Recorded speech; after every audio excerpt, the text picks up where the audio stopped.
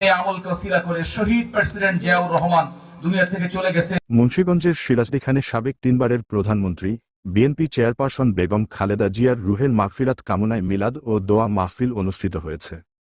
বৃহস্পতিবার 15 জানুয়ারি দুপুরে সিরাজদিখান উপজেলার মালখানগর ইউনিয়ন বিএনপি ও অঙ্গসংগঠনের সহযোগিতায় এবং নাইসিং গ্রামবাসীর আয়োজনে মরহুম আনোয়ার সৈয়াল মাদ্রাসার আঙিনায় এ মিলাদ ও দোয়া মাহফিল অনুষ্ঠিত হয়। এ সময় অনুষ্ঠানে প্রধান অতিথি হিসেবে উপস্থিত ছিলেন মুন্সিগঞ্জ 1 আসনে বিএনপি মনোনীত এমপি প্রার্থী ও উপজেলা বিএনপি সভাপতি শেখ মোহাম্মদ আবদুল্লাহ। হাজী আব্দুল মতিন সৈয়ালের সভাপতিত্বে বিশেষ অতিথি হিসেবে উপস্থিত ছিলেন উপজেলা বিএনপি সাবেক সভাপতি বীর মুক্তিযোদ্ধা আব্দুল কুদ্দুস ধীরন, সাধারণ সম্পাদক এম হায়দার আলী, সাবেক সদস্য সচিব আলী আনসার মোল্লা, বিশিষ্ট ব্যবসায়ী ও স্পেন প্রবাসী শাহ আলম শেখ। আরও উপস্থিত ছিলেন মালখানগর ইউনিয়ন বিএনপি সভাপতি আখতারুজ্জামান টিটু, সাধারণ সম্পাদক খোরশেদ আলম, উপজেলা যুব দলের আহ্বায়ক ইয়াসিন সুমন।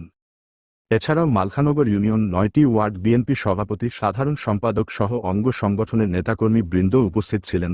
এ সময় সাবেক প্রধানমন্ত্রী বিএনপি চেয়ারপারসন বেগম খালেদা জিয়ার আত্মার মাগফিরাত কামনায় বিশেষ দোয়া ও আলোচনা করা হয়।